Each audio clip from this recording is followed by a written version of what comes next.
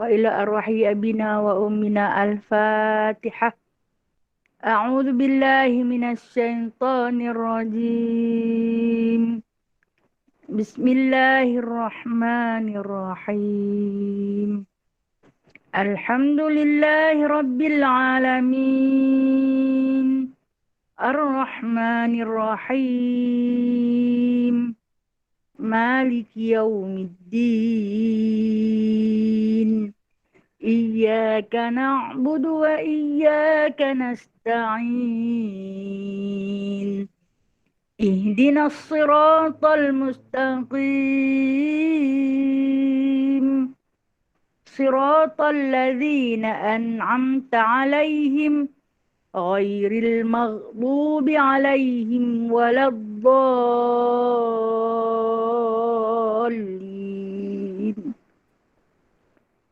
آمين.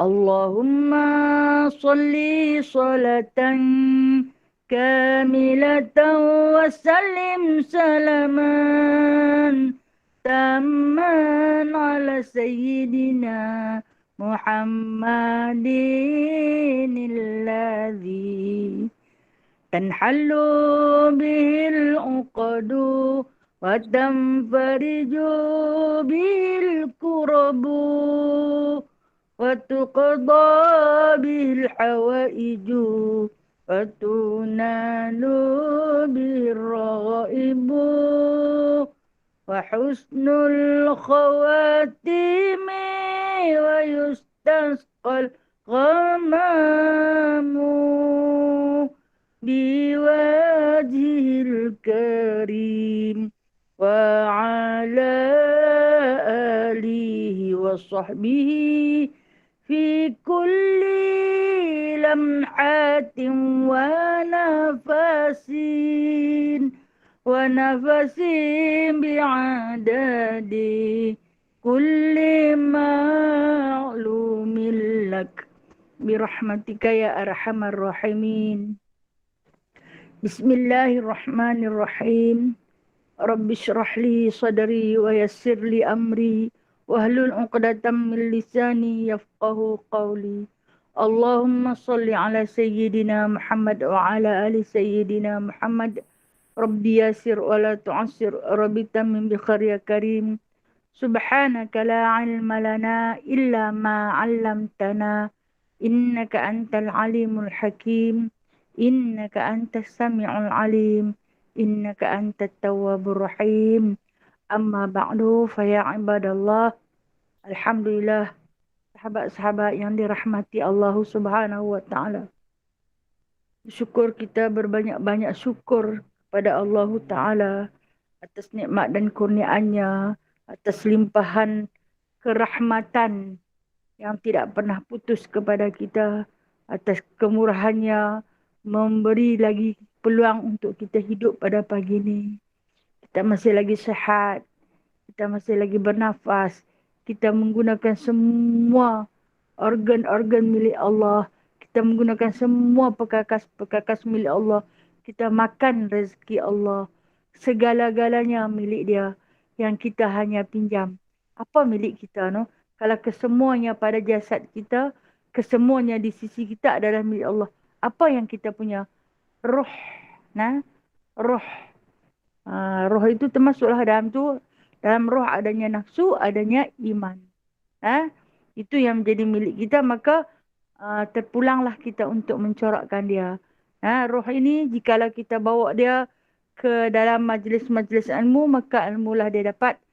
Dan roh ini juga kalau kita bawa dia ke dalam majlis-majlis maksiat, maka maksiatlah yang akan dia perolehi. Itu hak kita. Maka dia kata, Famatasya, pilihlah, dia kata, pilihlah.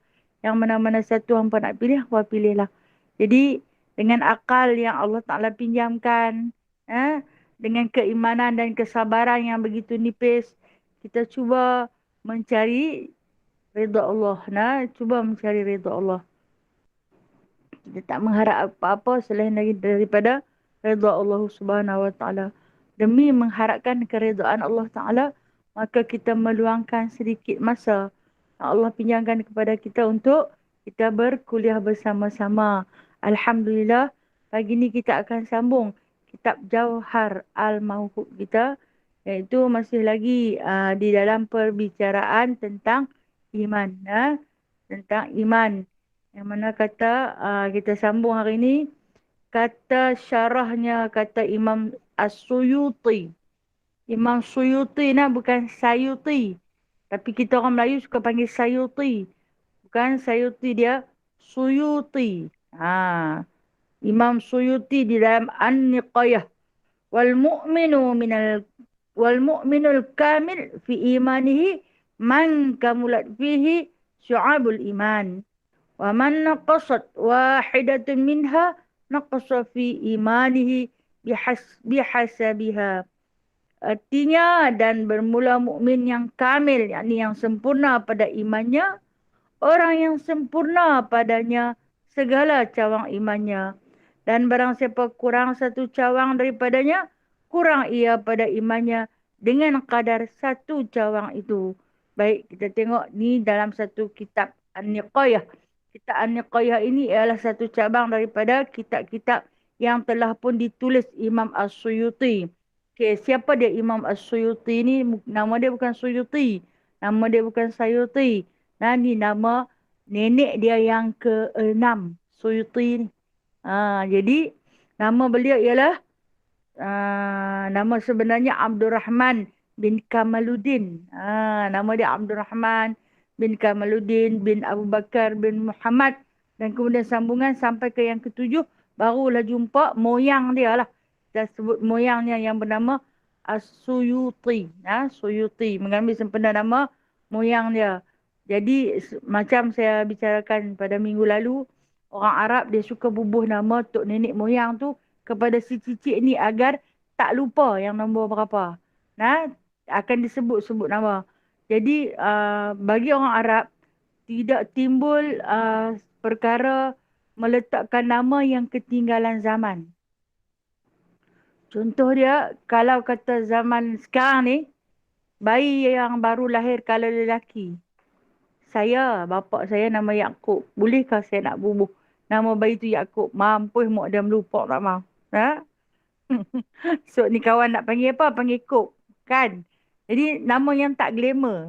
Dia kata, nama Wahab. Dia mau.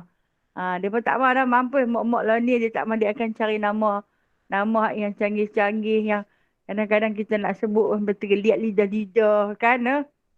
Sampai terjelin lidah-lidah. Susah kita nak sebut kan. Dia pun takkan letakkan nama yang nama orang dulu-dulu. Disebut nama orang dulu. Walhal, kalau kita tengok orang dulu-dulu akan ambil nama sempena nama-nama ulama, no? Nama-nama para imam, kan? Orang nak bubuhkan nama budak tu Syafi'i. Orang tak bubuh. Dia panggil Pi'i ya. Dapat kat dia Pi'i. Kan? Walhal, Imam Syafi'i kita tahu sempena nama ulama terbesar di dalam ilmu fiqh. Itu. Tapi orang tak mahu sebab apa, adanya satu rasa ketinggalan zaman pada meletakkan nama anak. Walhal kalau orang Arab dia pun tak ada dah. Dia pun tak ada ketinggalan zaman. Bahkan dia akan terus bubuh yang sama. Sebab tu dia pun nanti tak lupa sampai 7 keturunan, 11 keturunan, 12 keturunan. Kita ni habis-habis sangat dekat Tok Wan saja yang kita tahu nama. Kemudian kita dah tak tahu dah siapa keturunan yang seterusnya. Okey, begitu juga dengan Imam As-Suyuti ni. Jadi mak dia ni cari nama nenek moyang yang terdahulu, yang ke-7. Maka meletakkan, dia tak panggil nama dia Abdul Rahman. Walhal, cantiklah Abdul Rahman. Tapi tak panggil nama dia dengan nama Abdul Rahman. Memanggil dengan nama Suyuti.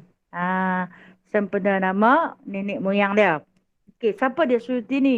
Kita adalah menjadi satu kepentingan untuk kita kenal imam-imam yang mengarang kitab-kitab ni. Sebab melalui mereka lah sampainya ilmu-ilmu yang kita amalkan hari ini. Jika tidak ada ulama, maka tak sampailah dekat kita segala ilmu yang kita beramal pada hari ini. Imam Suyuti ni, ia adalah seorang cendekiawan Islam yang hidup pada abad yang ke-15. Dia seorang cendekiawan Islam yang hidup pada abad yang ke-15. di mana dia dilahirkan dan dibesarkan serta diwafatkan oleh Allah Subhanahu Wa Taala di Qahirah Mesir. Kalau kita jumpa Mesir adalah satu bandar yang tertua di dunia yang mana banyak melahirkan alim ulama yang berasal daripada sana, banyak daripada para-para nabi yang berasal daripada sana, berlaku bermacam-macam kisah dan peristiwa hingga ke hari ini masih lagi melahirkan cendekiawan-cendekiawan Islam. Satu bumi yang disebut sebagai bumi Kinanah. Melahirkan para cendekiawan Islam. Dan yang mana Imam Suyuti ni semasa hayat dia banyak mengarang kitab-kitab hadis, kitab-kitab tafsir Al-Quran. Kalau puan-puan pernah mengaji atau belajar kitab tafsir Jalalain, kitab tafsir Jalalain yang mempunyai 2 jilid, tebal-tebal tu, tebal-tebal dia. Ada 2 jilid yang dikarang oleh Imam As-Suyuti rahimahullahu ta'ala, yang mana dia setiap satu kalimah ayat Al-Quran itu akan diterjemahkan dengan begitu panjang lebar. Orang dia orang hebat. Dan Imam Suyuti ini adalah ulama salaf. Okey, sekejap lagi saya akan cerita apa dia ulama salaf. Saya pernah cerita dah di dalam kuliah-kuliah saya yang terdahulu. Tapi saya percaya ada di kalangan kita yang terlupa. Salaf tu apa? Salafus soleh tu apa? Al-maklum lah kan. Kita kan banyak ghaflah dia. Tak apa. Tak salah jika kita ulang lagi. Okey. Apa yang dikatakan oleh Imam As-Suyuti rahimahullahu ta'ala, dia kata, bermula mukmin yang kamil, iaitu mukmin yang sempurna pada imannya, orang yang sempurna pada cawang iman dia. Okey. Cawang iman ni, ijma' ulama oleh ulama salaf. Dia naik dah ulama salaf. Yang dahulu-dahulu atas bahawasanya iman itu bertambah ia dengan taat dan kurang ia dengan maksiat. Dan syu'ab al-imam, yakni segala furuknya, iaitu 76 atau 77 atau 64. Okey, ini adalah furuk iman. Furuk iman yang kita belajar. Yang kita belajar adalah beberapa furuk. Beberapa furuk. Furuk ni apa? Cabang. Cabang keimanan. Saya bagi contoh yang dikatakan furuk ni, cabang iman ni, sifat wajib bagi Allah 20 sifat. Sifat mustahil bagi Allah 20 sifat. Menjadikan dia 40. Harus bagi Allah 1, 41. Campur dengan sifat wajib bagi Rasul ada 4. Sifat mustahil bagi Rasul ada 4. Sifat harus bagi Rasul ada 1. Menjadikan 41 campur dengan 9, 50. 50 sifat. Kemudian dicampurkan lagi dengan pengenalan kita, iaitu sifat keimanan, mengenali para malaikat berserta dengan tugas-tugas mereka. Apa dia? 10 orang malaikat yang wajib kita ketahui. Campur pula 50, campur pula dengan 10. Jadi 60. Kemudian wajib ke atas kita mengetahui di antara Rasul-Rasul yang 25 yang telah pun Allah Ta'ala sebut nama-nama mereka di dalam Al-Quran. 25 maka menjadikan sebanyak 60, 75. Okey. Di dalam kitab ini dia kata segala furuknya itu 76 atau 77 atau 64. Okey, 64 ini dia pecahkan kepada rasul-rasul yang lain. Maka kita tengok cabang iman kita sempurna tak? Kamil tak lagi macam yang disebut oleh Imam Suyuti. Okey, kita cek balik. Sifat wajib bagi Allah, mustahil bagi Allah. Wajib bagi Rasul, mustahil bagi Rasul, harus bagi Allah dan harus bagi Rasul. Hak yang 50 tu pun rasa-rasa kadang-kadang bila disuruh sebut pun jatuh berterabuk jugalah. Jatuh berterabuk jugalah. Dan kata Imam Suyuti, kalau kata tak sempurna satu cawangnya, maka kuranglah satu cawang iman. Kuranglah satu cawang iman dia. Macam mana nak bagi sempurna? Macam mana nak bagi? Kita kena beriman seterusnya dengan keimanan bahawasanya segala kekuasaan di dunia yang kita lihat, yang kita rasa, yang kita tahu, semuanya itu adalah kuasa Allah. Semua itu adalah kehendak Allah. Semua itu adalah aturan Allah. Memadailah daripada kita nak menghafaz 76 atau 77 atau 64. Kalau kita menghafaz tapi kita tak beramal pun tak boleh. Nah, tak duduk menghafal wujud qidam baqa mukhalafatuhu lil hawadis mayang. Tidak puasa, tidak. Nah, tidak menutup aurat, tak menjaga mulut lidah, tak menjaga pandangan mata, tak menjaga kelakuan. Nak buat apa kalau sekadar nak ada 76, 77 sifat ni dalam diri kita, walhal kita tak beramal. Kita mungkin tak tahu nak susun satu-satu secara terperinci. Janganlah kata apa. Kalau orang suruh kita sebut rukun solat 13 tu pun kalau suruh kita sebut satu-satu, dia nanti berseramuk. Betul kan? Rukun semayang ada berapa? 13. Yang pertama apa? Baru nak susun pertama, kedua, ketiga, keempat. Hang semayang ke tak ni? Macam duk ragu-ragu. Semayang. Habis tu rukun semayang tak tahu. Tahu. Tapi sat lagi susun saya tak kena. Walhal kita semayang betul. Nah, okey. Kita mengenali, mengetahui dan beramal. Cuma tak kerti nak habaq saja. Nah, okey. Itu sudah pun dianggap sebagai iman yang kamil. Iman yang sempurna. Kita tak mudah untuk menyalahkan siapa-siapa. Tak mudah kita nak letakkan kesalahan pada orang lain. Kita tak mudah nak tuduh orang tu, tuduh orang ni. Bahkan apa juga perkara musibah yang berlaku ke atas kita, kita tahu ini semua dari Allah. Nah, berpunca dari sifat ataupun sikap manusia itu sendiri. Maka Allah Ta'ala datanglah. Allah Ta'ala datanglah.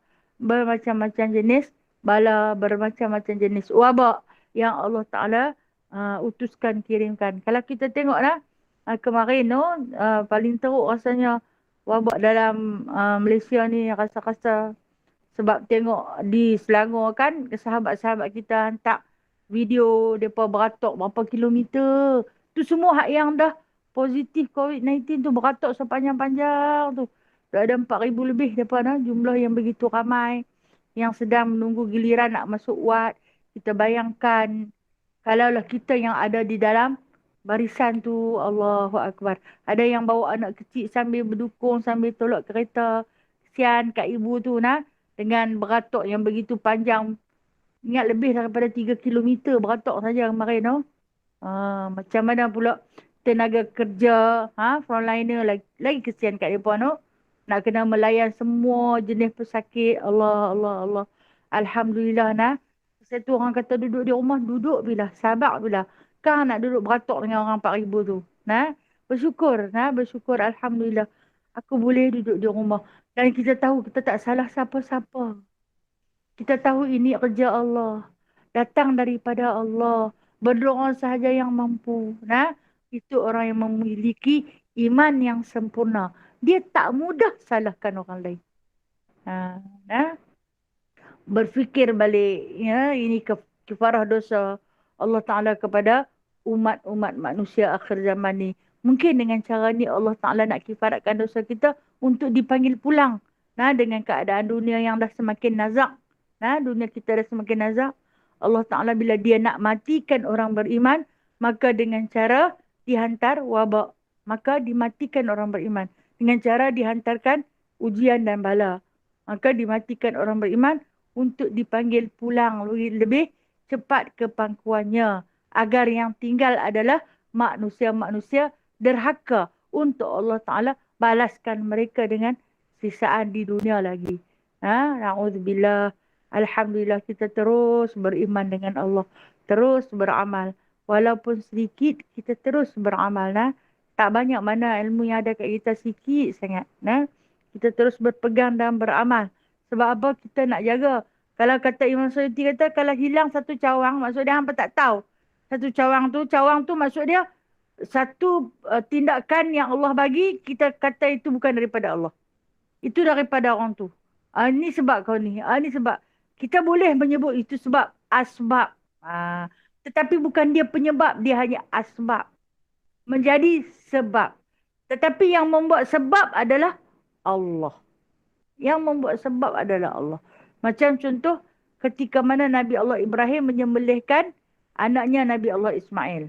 Nah, yang membuat sebab adalah Allah Ta'ala. Yang memotong adalah Nabi Ibrahim AS. Yang dia bagi tak putus, bagi tak luka adalah Allah. Jadi asbab Nabi Ibrahim itu memotong. Nah, tetapi penyebab luka adalah Allah. Luka tak? Tak luka. Kalau Allah Ta'ala tak benarkan, asahlah pisau macam mana pun. Dia takkan terpotong. Takkan terluka. Kita ni hanya asbab. Tapi yang membuat sebab adalah Allah.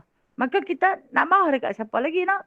Kita terima. Okey, itulah dikatakan furuk iman. Cawang keimanan. Tak salah orang mudah-mudah. Fikir ni semua ni kerja Allah ni. Bila kita fikir dengan begitu mendalam, ini semua kerja Allah. Macam di dalam satu hadis Nabi SAW ada menyebut, apabila Dajjal datang nanti, masjid-masjid akan sunyi sepi. Maka masuklah Dajjal. Masjid-masjid akan sunyi sepi. Ada masjid di dalam karya, ada sesetengah karya yang bubuh rantai besi. Di masjid bubuh rantai besi. Tak bagi jemaah masuk. Imam Syiah, imam ada 2 orang, Syiah ada 2 orang, dan kemudian pengerusi yang dibenarkan masuk. Masuk pun melalui pintu kecil, pintu belakang masjid. Macam orang nak curi-curi tu. Kemudian adalah 2-3 orang jemaah. Cuba masuk dalam masjid tu. Cuba masuk. Dianggap sebagai penjenayah. Okey. Kalau kita fikir pada zaman kita hari ni, tak mustahil dalam masa terdekat. Tidak mustahil dalam masa terdekat. Kalau Dajjal datang. Kan Nabi sebut, apabila masjid itu menjadi sunyi sepi. Rupa-rupanya dah berlaku. Kita boleh saksikan. Allah dah tunjuk dah dekat kita macam mana masjid itu sunyi sepi. Hanya orang beriman yang akan bertahlil. Bertahlil ini iaitu atas kalimah La ilaha illallah, la ilaha illallah, la ilaha illallah. Terus bertahlil. Mentauhidkan Allah Subhanahu wa ta'ala. Hanya orang beriman. Kemudian Allah Ta'ala akan matikan dahulu orang-orang beriman. Ditinggalkanlah orang maksiat. Kenapa orang beriman itu? Orang yang ada pegangan. Yang ada keimanan yang begitu kukuh dengan Allah Subhanahu wa ta'ala. Meskipun kita tidak tahu secara detail hak yang disebut furuknya 76, 77 atau 84. Kita tak tahu secara detail. Agak sukar untuk hari ni apabila kita nak belajar, nak sebut secara detail 77 tu. Susahlah juga kan al-ma'lum lah. Tapi tak mustahil kalau kita belajar kena cari 1 hari untuk dikhususkan kepada pelajaran tu semata-mata. Kita tak boleh campur dengan pelajaran yang lain. Agak susah. Okey. Yang mana dia kata diijma'kan oleh ulama salaf. Ulama salaf, ulama yang dulu-dulu. Baik, sebelum tu nak kena tahu. Kita selalu sebut ulama salafus salih kan. Kita sebut ulama salafus salih. Siapa dia ulama salaf ni? Ulama salaf ini ialah satu nama zaman. Salaf ni adalah satu nama zaman. Zaman yang merujuk kepada golongan ulama yang hidup antara zaman kerasulan Nabi SAW hingga 300 tahun. Daripada Rasulullah ada sampai ke 300 tahun. Maksudnya sampai 300 tahun Rasulullah tak ada dah. Sepanjang tempoh daripada tahun Rasulullah wafat pada tahun ke-11 Hijrah. Daripada 11 Hijrah sampai tahun 311 Hijrah yang lahir pada ketika itu disebut sebagai salaf.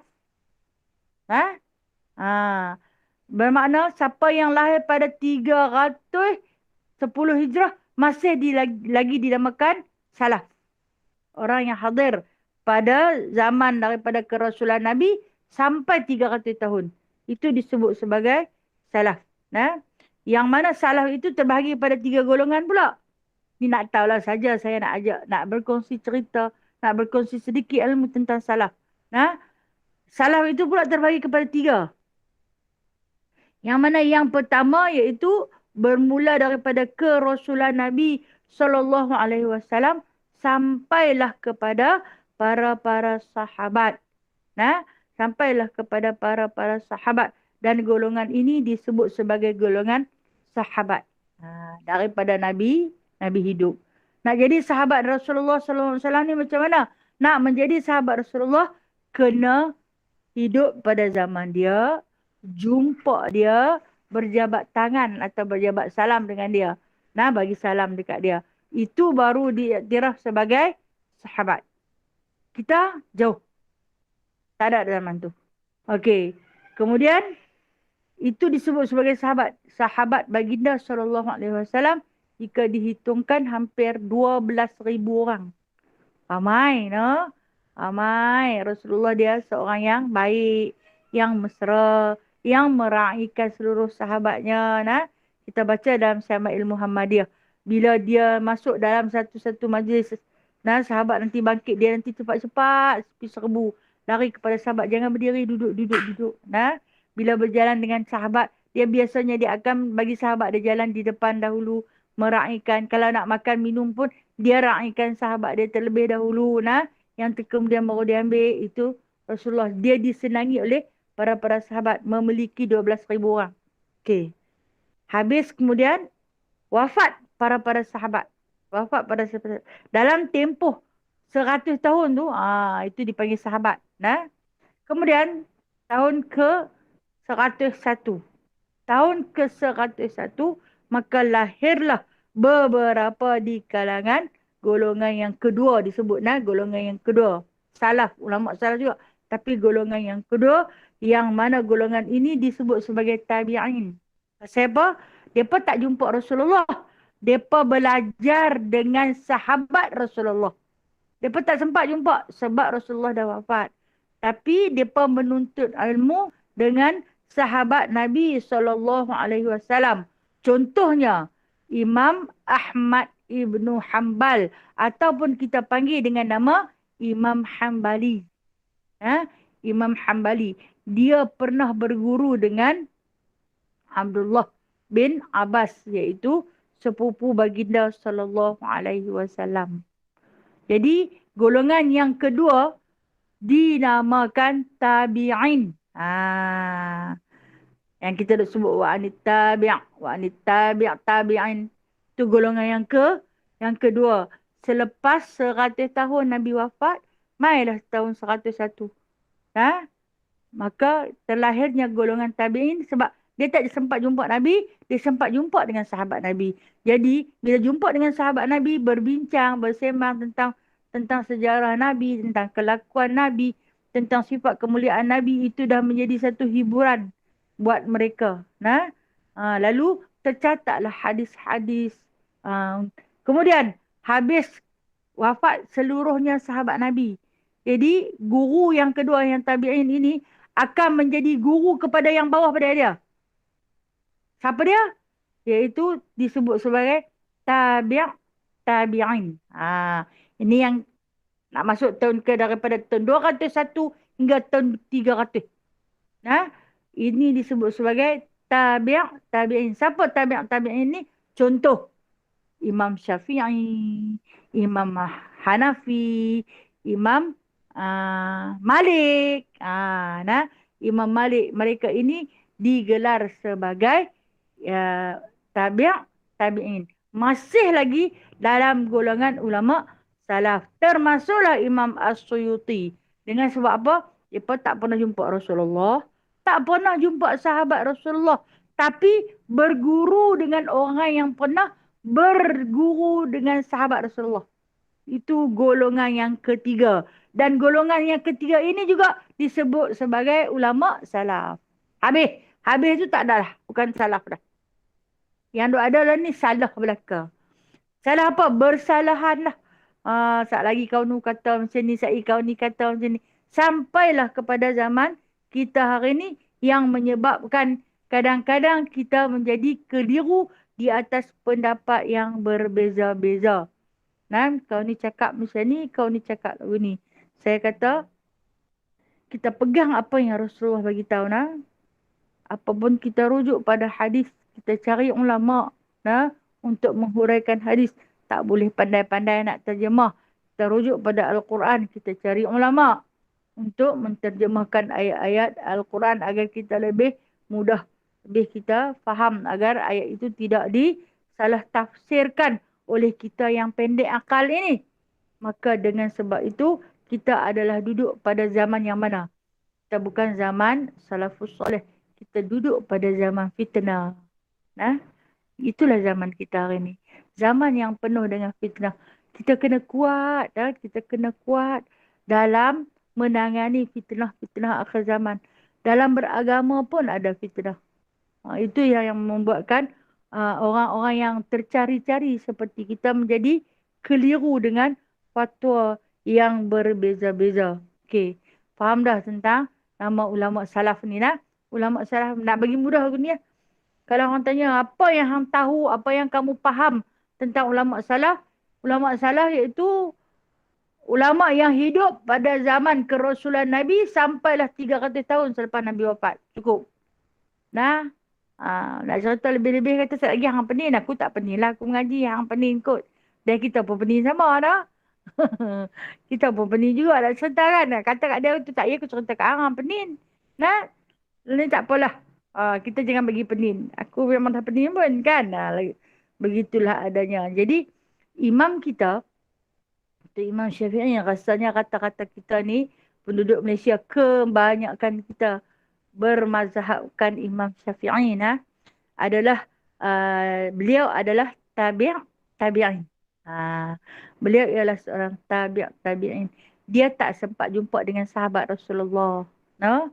Bila dia tak sempat jumpa dengan sahabat Rasulullah, dia berguru dengan orang yang pernah berguru dengan sahabat Rasulullah. Di antaranya ialah Imam Hanafi ataupun kita sebut Imam Abu Hanifah yang pernah menjadi anak murid kepada sahabat Rasulullah sallallahu alaihi wasallam.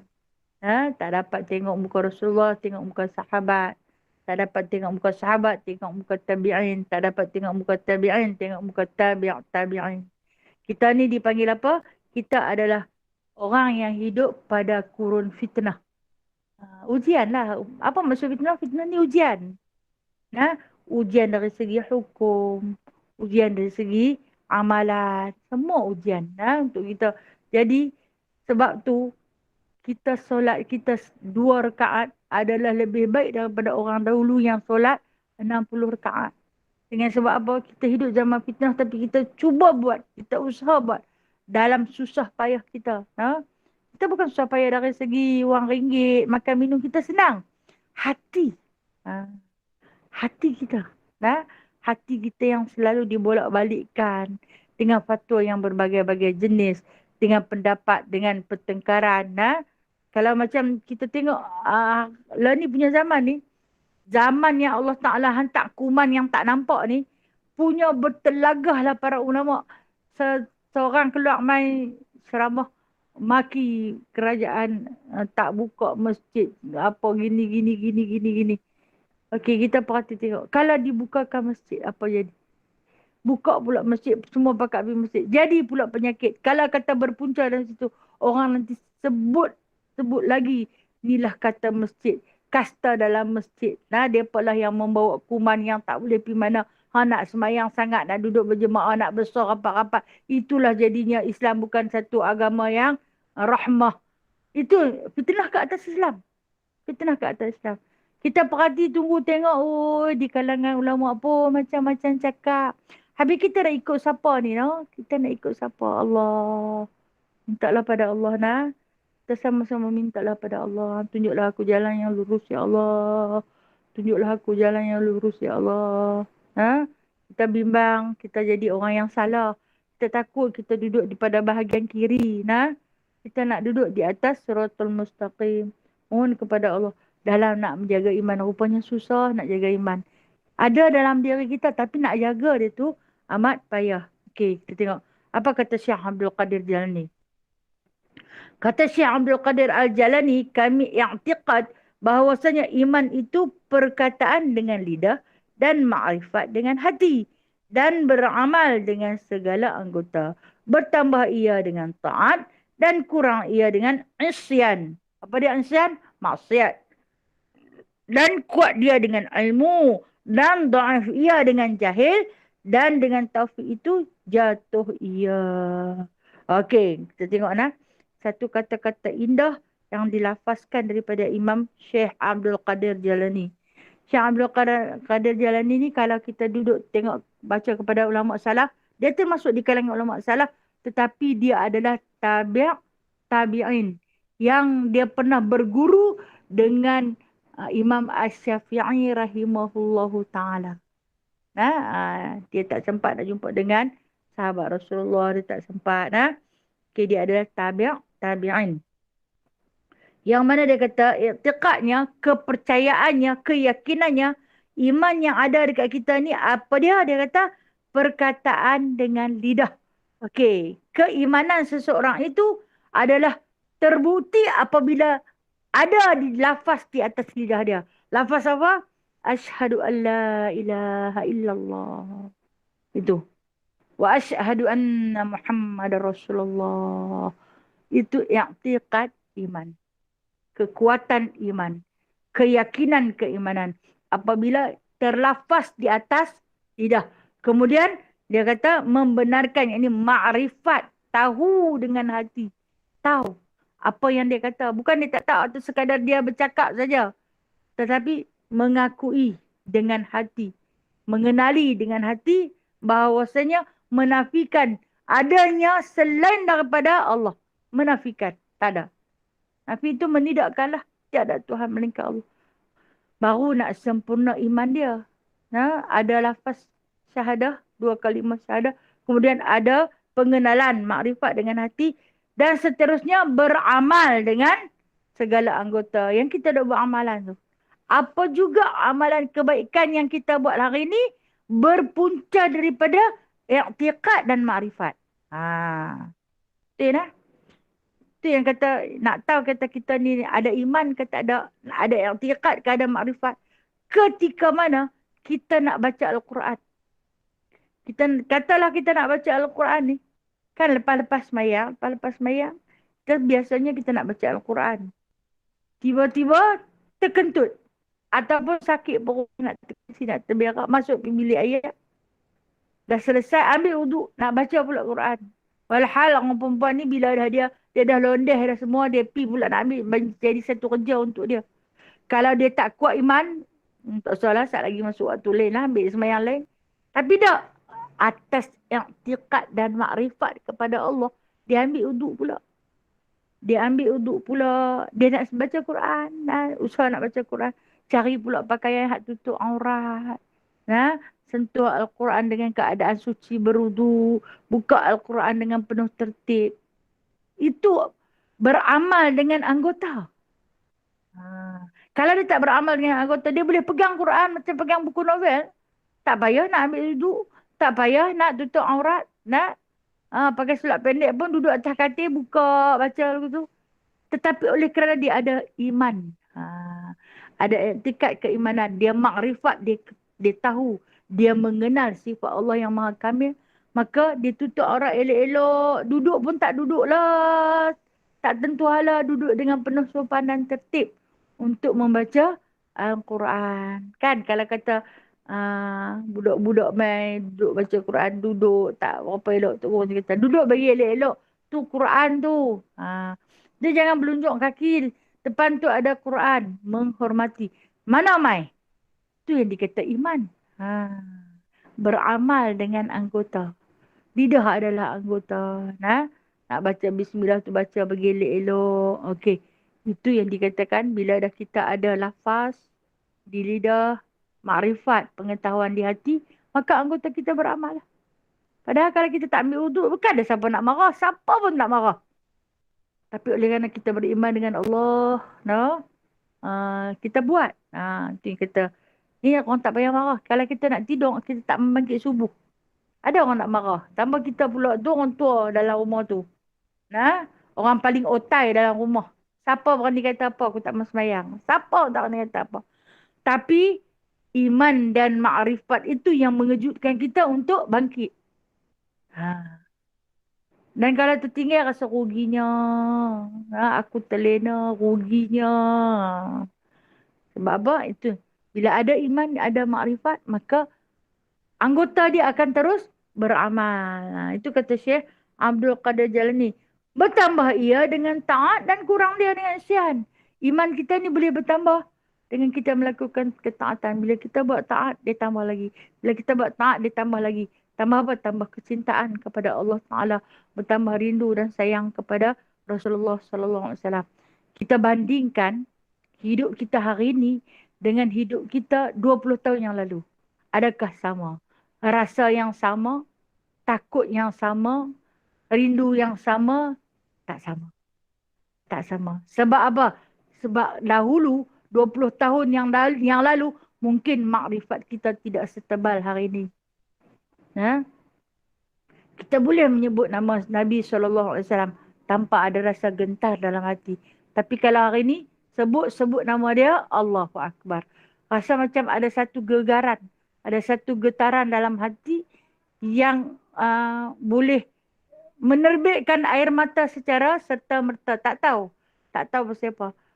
Waktu katalah kita dijemput menjadi tetamu Allah. Perjalanan menuju ke Madinah. Tak nampak lagi, baru tengok, baru sampai ke bumi Jeddah. Rasa tang situ macam nak tunduk sujud syukur lah. Sebab aku dah sampai bumi Jeddah. Okey, Mutawif akan beritahu, kita akan masuk Madinah terlebih dahulu. Nah, di atas bas tu rasa masih tak mahu nak lena, walhal dah letih sangat. Tapi hati teruja. Hati teruja nak jumpa dengan Rasulullah. Dari jauh dekat-dekat nak sampai, nampak dah menara dia yang 10 tu hijau-hijau, lampu bercahaya dari jauh. Menangis dah. Hang baru tengok menara kot. Kenapa datang perasaan macam tu? Kenapa ada perasaan tu? Kerana makrifat. Nah, kerana makrifat. Kalau bukan kerana makrifat, takkan hadir perasaan sedemikian. Ha? Baru nampak menara. Masuk Madinah ni dia rasa seram daripada hujung kaki. Nah, rasa semacam tak nampak apa lagi. Apatah lagi kita bayangkan satu ketika nanti di mahsyar, nah, ketika mana kita dalam keadaan dahaga mencari-cari di manakah tempat nak minum air, nah. Dia kata pi dekat Rasulullah. Dia sedang bagi minum di haud kautsarnya. Nampak orang berkerumun ramai. Dengan penuh sopan santun baginda sallallahu alaihi wasallam akan memberi dari tapak tangan dia. Nabi punya sayang, dalam hadis cerita Nabi akan bagi umat dia minum daripada telapak tangan dia. Awak susah sangat ke di mahsyar tak ada cawan? Allah Maha Kaya. Mahsyar adalah pintu ke syurga. Tapi kenapa Nabi bagi dengan tangan? Kasih dan sayang baginda kepada kita. Nah, minum dari telapak tangan Nabi. Dia punya sayang tu. Allah. Nak tahu kita ada iman dan makrifat, tak kenal maka tak cinta. Bila dah kenal, bertambah-tambah cinta. Itu makrifat. Itu makrifat. Maka beramallah dengan anggota. Ni anggota kita doa. Makin kita buat taat, bertambahlah iman kita. Jangan kata 20 tahun yang lalu mungkin tak sama dengan hari ini. Atau masih sama. Atau mungkin lebih teruk daripada 20 tahun yang lalu. Wa na'udzubillah. Nah, kita dah dekat nak kembali pada Allah. Jangan bagi teruk. Nah. Bagi lagi-lagi elok. Lagi-lagi elok. Kita semua nak balik dah. Kita ini sekarang sedang menunggu giliran. Dalam beratuk kita beratuk panjang. Tak tahu kita nombor berapa. Tapi Allah dah tahu. Malaikat dah tahu nombor kita nombor berapa. Naik nombor orang, pilah. Dia tak kira umur, Dia tak kira umur. Sampai masa dia panggil lah pulang. Tak lambat walaupun sesaat, tak cepat walaupun sesaat. Kita dengar ada kawan-kawan kita yang telah pun dipanggil pulang. Ada yang muda lagi daripada kita dah pun dipanggil pulang. Kita ni duk tunggu. Tak ada dah dia. Akulah nanti. Dia dah rasa dah kematian. Macam Allah yarham ibu saya, dia suka kata macam ni. Malam ni dia rasa dah tanah. Malam ni dah mula dah. Polan lah kawan-kawan dia yang mati tu. Dia kata dia dah bermalam di alam barzah. Dia bila malam, kalau kata sahabat-sahabat dia yang meninggal, malam mula tu dia tak boleh tidur. Sebab apa dia bayangkan. Dia dah bermalam pada malam pertama di alam barzah. Rasa kita bayangkan kita nak bermalam. Malam mula nak bermalam di alam barzah. Berlantaikan tanah. Nah, takutlah sangat-sangat. Kemudian tak ada teman, gelap gelita, sendirian di situ. Itu baru malam pertama, tak diikuti dengan saat-saat yang lebih sukar. Allah Maha Pengasih. Allahumma inna na'udzubika min azabil qabr. Ya Allah, kami minta lindung daripada azab kubur, ya Allah. Azab kubur ini termasuklah kegelapan yang amat sangat di dalam sana. Okey. Bila kita ada makrifat, kita tahu tentang azab kubur, bertambah iman kita. Takut, tambah sikit lagi. Takut, tambah sikit lagi. Kalau dulu kita baca Quran mungkin seminggu sekali, hari ini kita lajukan setiap hari. Sekurang-kurang dia sekali. Tak boleh 2 kali baca sehari sekali. Jangan tinggal terus. Jangan ikutkan kata nafsu yang tak larat. Sebab apa? Tambah. Dengan ketaatan kita itu akan bertambah iman kita. Dengan maksiat kita maka akan kurang dia. Jangan kurangkan dia. Terbaliknya, tambah lagi. Tak banyak pun tak apa, janji bertambah. Sikit. Sikit. Kalau tak boleh tambah secara harian, mungkin boleh mingguan. Kalau tak boleh mingguan, mungkin boleh bulanan. Kalau tak boleh bulanan, mungkin boleh buat tahunan. Kita kena ada satu disiplin pada diri kita. Macam letakkan, sekian bulan ni aku nak buat apa? Aku nak hafaz surah Kahfi. Mungkin setahun baru boleh dapat surah Kahfi kan? 110 ayat. Dah bertahun-tahun berlalu. Hidup kita dah berlalu beribu-ribu hari dah. Takkan tak boleh hafal 1 sampai 10? Ayat 100 sampai ayat 110. Jadilah ambil yang tu. Awal dan akhir. Tengah-tengah dia hanya lancar tetapi tak boleh menghafaz. Duk kata jadilah, tulah tak jadi-jadi. Jadilah, tu tak jadi-jadi. Okey. Lepas ni tanam dalam satu diri. Al-Quran Allah Ta'ala nak angkat dah. Allah Ta'ala nak angkat. Apa yang akan tinggal pada aku adalah kertas kosong. Lembaran yang kosong. Jadi aku kena menghafaz daripada sekarang. Walaupun ayat-ayat yang pendek. Mula cari ayat pendek. Sejadah kan surah di antara yang terpendek. Surah Mulk. Surah Sajadah. Selain daripada surah Juzuk Ammah lah. Ada surah-surah terpendek tu hafal. Bimbang nanti Allah Ta'ala ambil. Ada apa dekat kita? Surah Waqi'ah. Surah Ar-Rahman. Surah Al-Insan. Surah Qiyamah. Surah Al-Hasyar. Walaupun tak banyak. Tapi mulakan daripada sekarang. Masa tu, bila kita nak mengapai tak boleh. Kita nanti cari apa formula nak boleh bagi. Cepat dapat menghafaz. Formula dia. Jaga pemakanan dan minuman. Tu yang nak bertambah iman tu. Jaga tak boleh makan yang ni suka lupa. Minum yang ni suka lupa. Tahu tak apa minuman yang suka lupa? Minum manis. Minum manis ni dia suka lupa. Allah, yang tu yang aku suka. Manis-manis tahu tak? Doktor kata macam lain.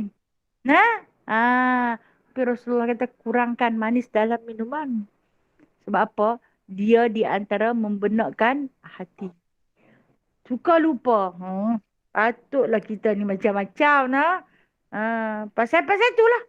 Pasal itulah. Merepeklah. Ya Allah. Ampunlah dosa kami. Okey, kita tengok. Dan hasilnya daripada pendapat Imam Sayuti itu tadi. Pendapat Imam Abdul Qadir Jalani tentang iman itu iaitu tasdik dengan lidah, makrifat dengan hati, beramal dengan anggota, bertambah bila kita buat taat, kurang bila kita buat maksiat. Hasilnya, katanya, bersalah-salahan pada imam itu.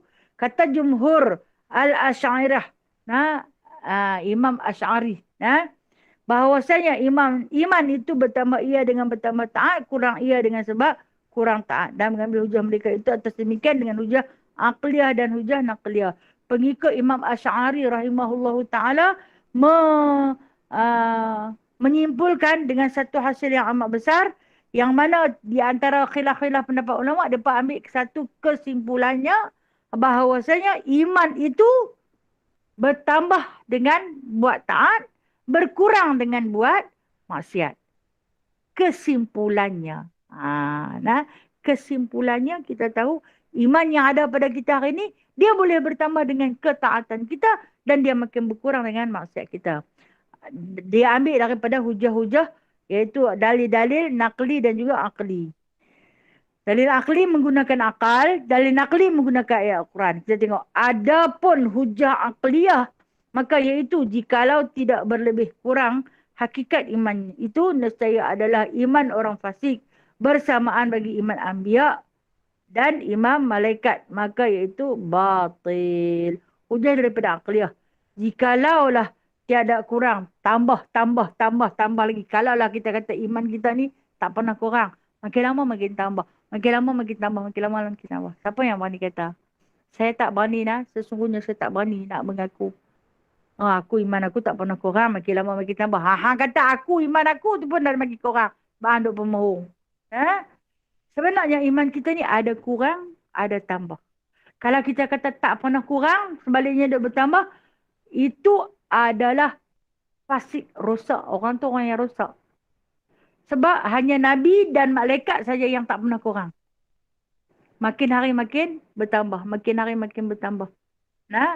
Hanya anbiya dan juga para malaikat saja yang tak pernah berkurang. Adapun kita memang semakin lama semakin bertambah dan semakin lama ada juga kekurangannya. Dan adapun hujah nakliyahnya, hujah ayat Quran, maka iaitu beberapa nas yang banyak seperti firman Allah Ta'ala, wa idza tuliyat 'alaihim ayatuhu zadatuhum imana. Surah Al-Anfal ayat yang kedua, yang mana yang bermaksud apabila dibaca atas mereka itu akan beberapa ayat Quran, maka ia akan bertambah dan dia akan menambahkan keimanan mereka itu. Dan lagi firmannya, yazdadu imana ma'a imanihim. Artinya supaya bertambah mereka itu akan iman serta iman mereka itu. Okey, dua ayat ini dinamakan dalil nakli, dalil ayat Quran. Bahawasanya iman kita makin hari makin bertambah. Boleh kita tambah. Dan andai kita melakukan ketaatan dan semakin kurang seandainya kita melakukan kemaksiatan. Kita tahu dan kita akui setiap hari dalam kehidupan kita, kita ada buat taat. Kita ada buat taat. Apa juga ketaatan kita.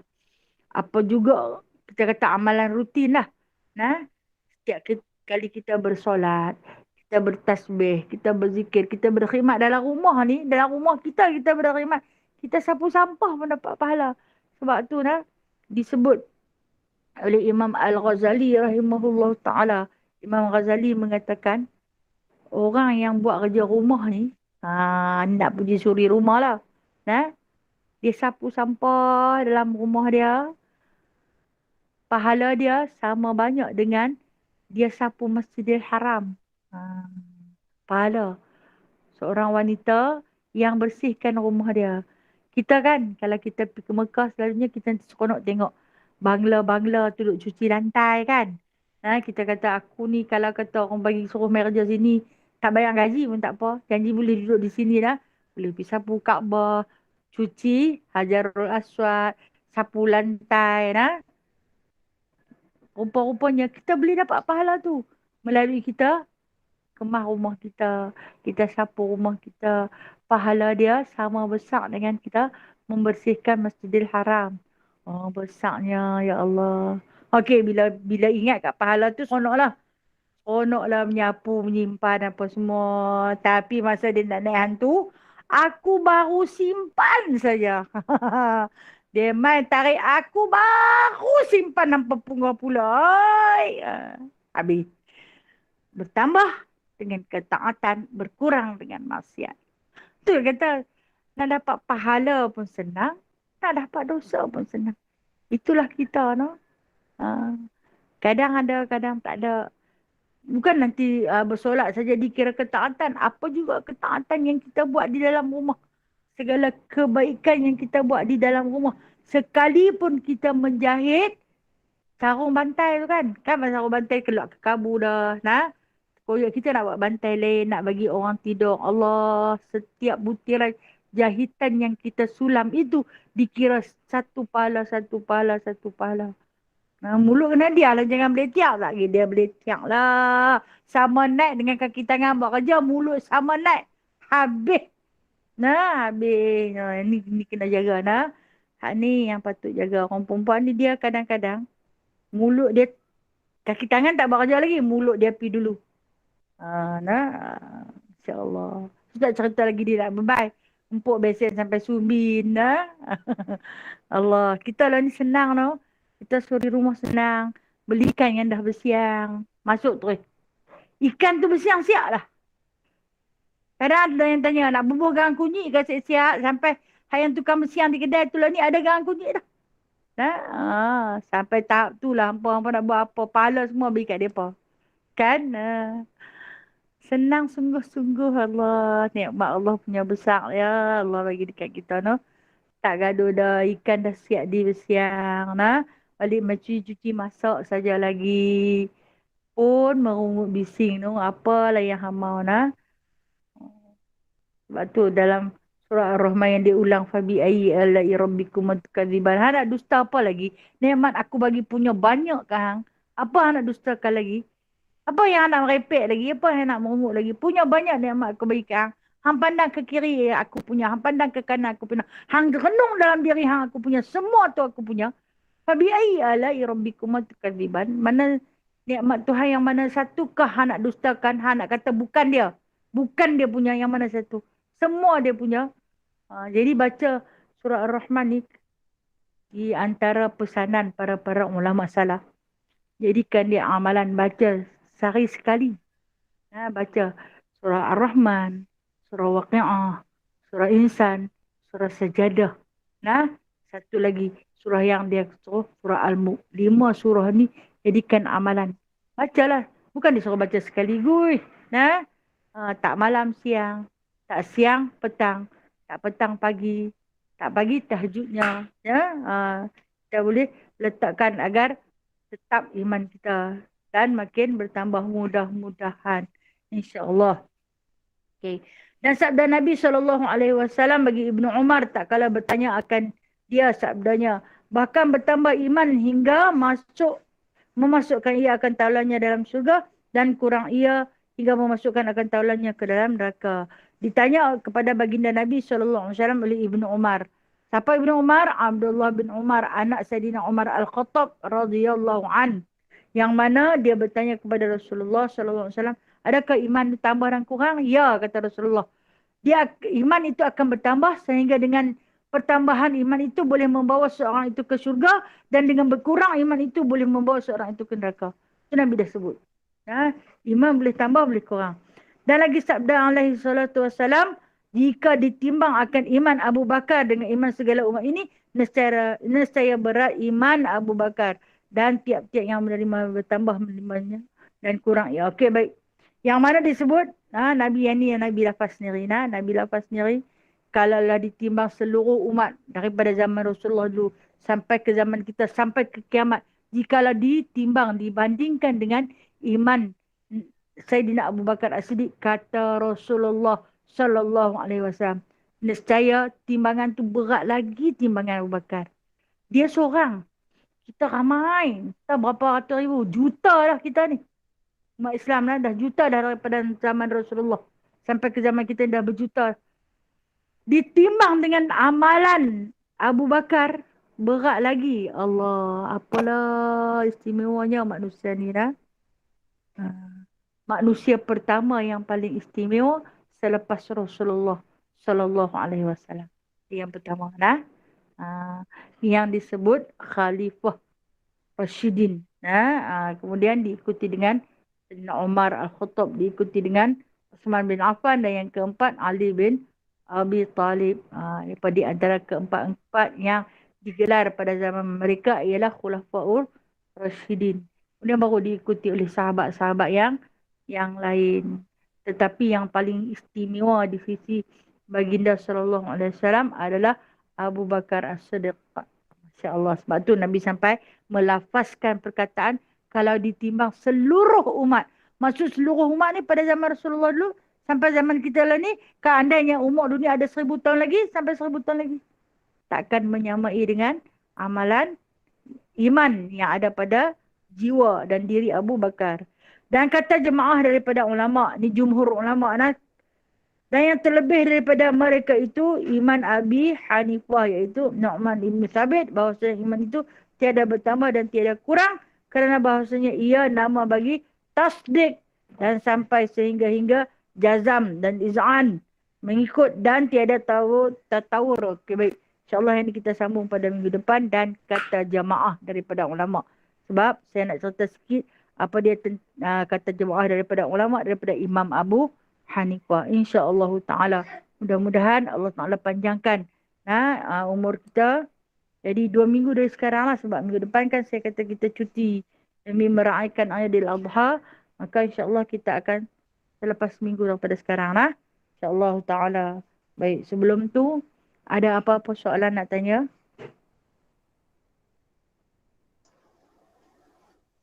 Assalamualaikum Ustazah. Waalaikumsalam warahmatullahi wabarakatuh.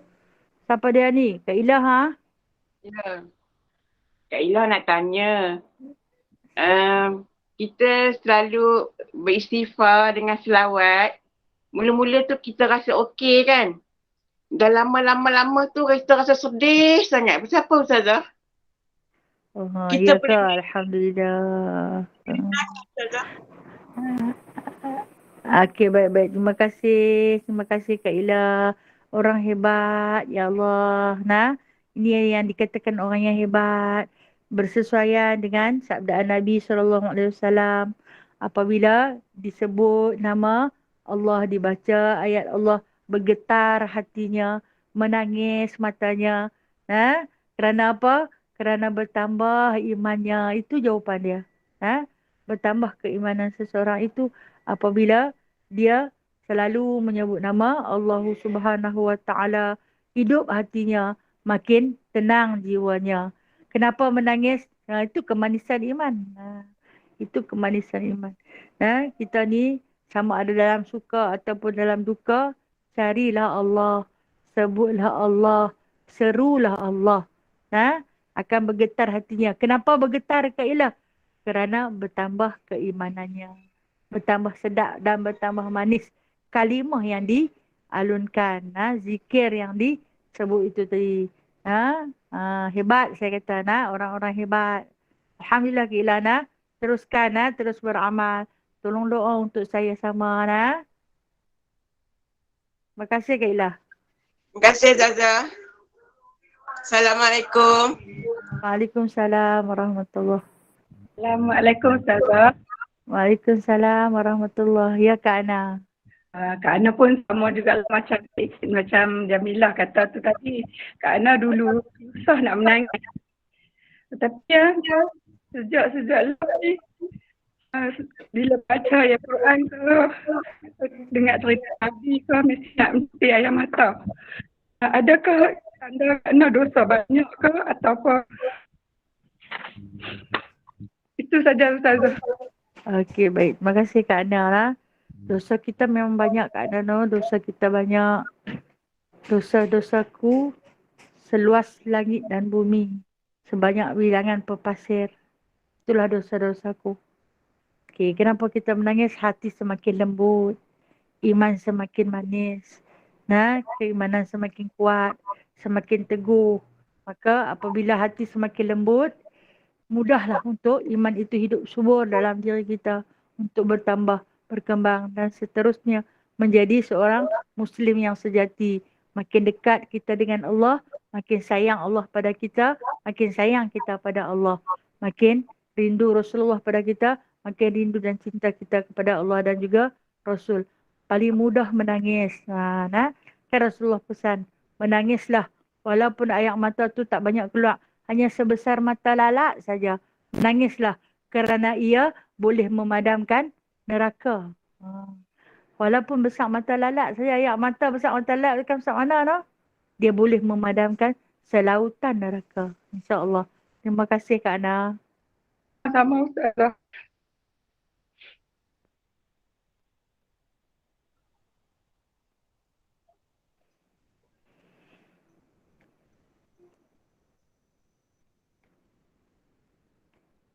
Tak ada apa dah, Ana. Ada apa-apa lagi nak tanya?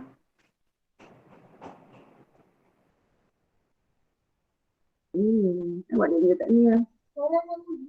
Assalamualaikum Ustazah. Waalaikumsalam warahmatullahi wabarakatuh. Ni Mak Apa Ngah. ni? Mak Mak Ngah ni. Ngah. Ya, Mak Ngah. Mak Ngah. Ahlan wa sahlan. Ya. Alhamdulillah, syukur ni amat lagi. Bukan masalah, ini timbul maksud dan makna solat tahajud. Okey. Makna tahajud ni artinya kita bersolat malam.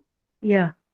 Dan masanya adalah selepas kita bangun dari tidur kan. Ya. Ada yang mengatakan dia tak mau miss tahajud. Jadi sebelum tidur dia buat tahajud malam tu. Jadi makna cara berdebat juga lah, berkam-tengkak, Berbalah lah. Ya. Kata yang makna tahu tahajud ni apabila kita tak kira malam kita tidur, walaupun macam kadang-kadang dah maklum orang tua ni lepas maghrib tu Allahu Akbar Subhanallah, tarik selimut lah. Terus tidur. Lepas tidur jaga pukul 10. Subhanallah. Aku tak tahajud lah. Boleh lagi tu kan ni Ustazah. makna tahajud tu terkejut daripada tidur malam. Itu Ustazah. Itu yang pertama. Yang kedua ni Ustazah, solat witir ni mestikah selepas ba'diyah ataupun selepas ba'diyah kita ada hal kita nak buat.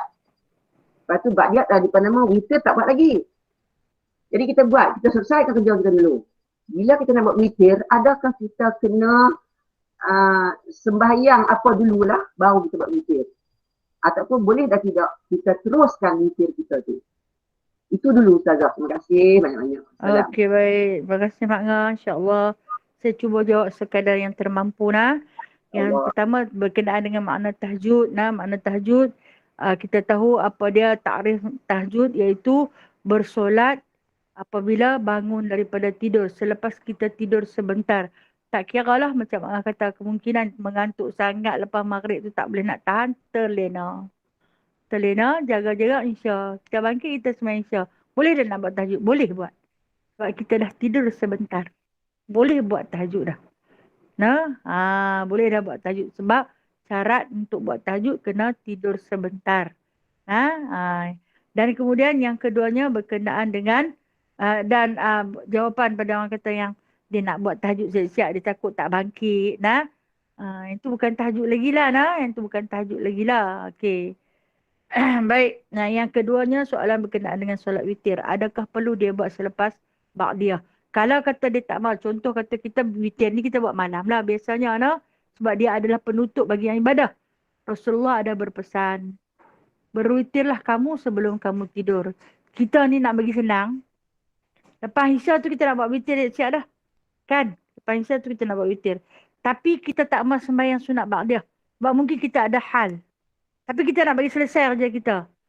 Lepas Isya 4 rakaat tu, kita terus buat witir. Boleh tak? Boleh. Boleh. Tak payah buat ba'diyah. Okey? Dan kalau kita baca ada satu hadis Nabi SAW. Nabi pernah buat macam tu ketika mana dia tak sempat atas hal-hal yang tertentu. Dia buat lepas Isya, dia buat witir. Lepas dia buat witir 3 rakaat. Kemudian keesokannya apabila dia bangkit tahajud. Kita tahu tahajud Nabi bukan tahajud lambat Dia pukul 12.30 dia tahajud dah. Dia bangkit, dia buat solat sunat ba'diyah. Isya yang dia tak sempat buat semalam. Tu yang berlakunya 2 rakaat yang khafif. Khafifaini raka'ataini khafifaini. Kita dah baca dalam Syama'il Muhammadiyah. 2 rakaat yang ringan saja. Apa dia tu? Rupanya dia buat sembahyang sunat ba'diyah Isya yang semalam dia tak sempat buat. Witir dia buat. Ba'diyah. Jadi dia buat pada ketika mana dia bangkit daripada tidur tu. Jadi itu adalah satu jawapan. Semestinyakah solat witir itu dibuat selepas ba'diyah? Tidak semestinya. Tidak semestinya. kita boleh buat lepas-lepas Isya terus kita buat solat witir. Katalah kita nak buat macam tu. Makna kata atas sebab-sebab tertentu, makna kata kan. Tapi kalau tanpa sebab, maka lebih baiklah kita susun dia bagi cantik-cantik. Nah? Jadi kita boleh buat witir sebab kita nak selesaikan kerja kita. Katalah esok ada rezeki boleh bangun tahajud. Buat hak dia semalam kita tak sempat buat. Sebab kita nak bagi indah susunan solat-solat sunat kita itu diiringi dengan rawatib-rawatibnya.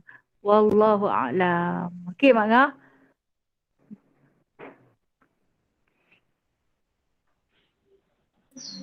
Assalamualaikum Ustazah. Waalaikumsalam warahmatullahi ya Bintun Harun. Silakan.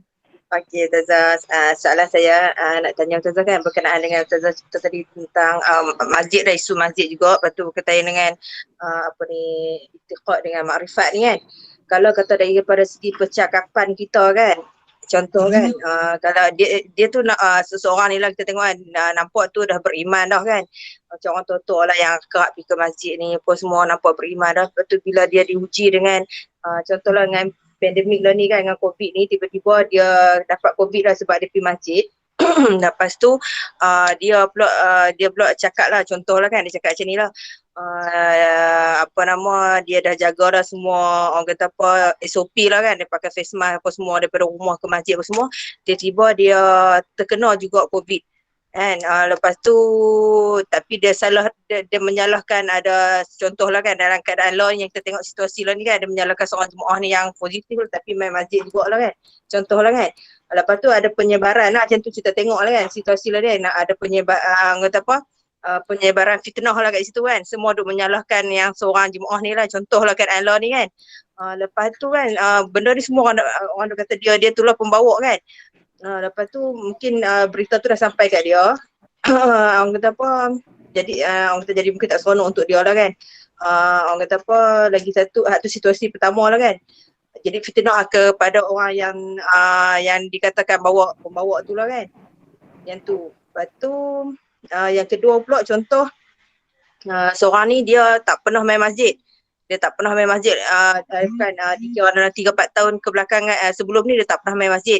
Tiba-tiba tahun ni dia main masjid. Tahun 2001 ni dia main masjid. Tiba-tiba dia diuji dengan COVID. Lepas tu dia meluahkan rasa dia lah, dia kata rugi lah, dia kata menyesal lah dia main masjid. Sebelum ni dia tak pernah main masjid pun, tapi tahun ni dia tergerak hati nak main masjid, terus kena COVID. Dia kata menyesal lah main masjid tahun ni.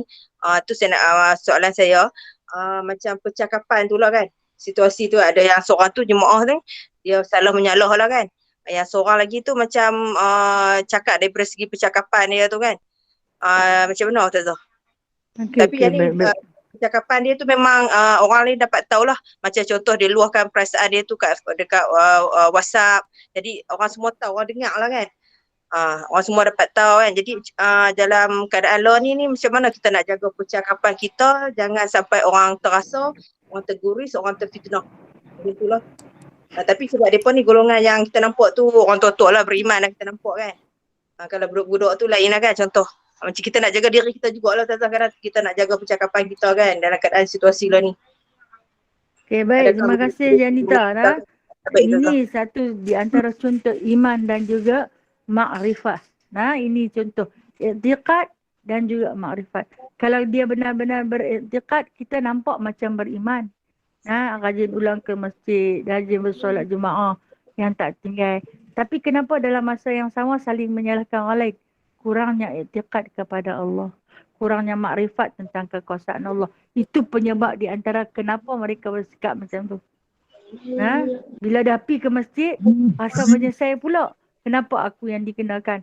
Sepatutnya kalau orang yang ada i'tiqad dan makrifat tu kena faham, kena tahu, kena percaya dengan penuh keyakinan bahawasanya segala ini adalah musibah daripada Allah Ta'ala. Bukan daripada siapa, bukan. Dan masjid itu adalah rumah Allah. Kenapa Allah Ta'ala simpan virus tu dalam rumah dia? Adalah ujian untuk orang yang beriman. Tapi kalau orang yang beriman, yang kurang lah, yang kurang i'tiqad dan juga makrifatnya, inilah akibatnya. Inilah akibatnya. Kan tak terkecuali kita pun kadang-kadang tersilap cakap, boleh jadi macam tu. Nah, bila kita kembali balik kepada i'tiqad. I'tiqad ni percaya dengan keyakinan. Segalanya daripada Allah. Dah jaga SOP, dah pakai mask, dah jaga semua. Tapi kena juga penyakit. Pasal apa kena? Pasal kawan tu lah. Pasal kawan ni dah. Saling tuduh-menuduh. Sebab apa? Sebab kurangnya i'tiqad dan juga makrifat. Itulah akibatnya. Itu sebab, itu antara penyebabnya Janita. Pasal apa? Pasal kurang i'tiqad dan juga makrifat pada keimanan. Dia bukan akan bertambah, maka ia akan makin berkurangan di atas maksiat dan fitnah yang ditaburi. Tambah kalau dia viral, lagi besar fitnah dia pino. Na'udzubillah, na'udzubillah. Sebenarnya ilmu Allah ni kena belajar terus. Hati kena terus dididik. Kita yang nampak adalah sedar segi luaran. Mungkin orang ni rajin, bersolat jemaah, cukup waktu, pergi sembahyang di masjid, tak tinggal. Tapi i'tiqadnya kurang, makrifatnya sedikit. Itu saja Janita. Alhamdulillah Ustazah, faham tu tersampai lah. Maksud saya nak tanya Ustazah tu jawapan tu. Alhamdulillah. Alhamdulillah. Kita jaga kita lah Ustazah lah. Jaga percakapan kita. Kita jaga Allah. Allah jaga kita. Kita jaga kita. Okay? InsyaAllah nah. Yang penting kita jaga Allah. No? Allah akan jaga kita. Kan Allah selalu jaga kita. Allah maha baik. Okay nah. Saya sudah dulu nah. Saya mohon ampun dan maaf. Yang baik itu adalah milik Allah. Yang kurang, yang cacat celah itu adalah daripada diri saya sendiri. A'udzubillahi minasyaitonirrajim. Bismillahirrahmanirrahim. Alhamdulillahirabbil alamin. Hamdan katsira, hamdan yuwafi ni'amahu wa yukafi'u mazidah. Ya Rabbana, lakal hamdu kama yanbaghi li jalali wajhikal karim wa 'azimi sultanik. Allahumma zidna ilman nafi'a wa fahman wasi'a wa rizqan halalan tayyiba wa amalan mutaqabbala wa taubatan nasuha wa tijaratan lan tabur. Allahumma ahyina bil iman wa amitna bil iman wa ahsyurna bil iman wa adkhilna jannata ma'al iman bi rahmatika ya arhamar rahimin. Allahumma rabbana atina fid dunya hasanah wa fil akhirati hasanah wa qina azaban nar wa adkhilna jannata ma'al abrar. Ya Aziz, Ya Ghaffar, Ya Rabbal Alamin. Wa sallallahu ala Sayyidina Muhammadin. Walhamdulillahi Rabbil Alamin. Taqabbala.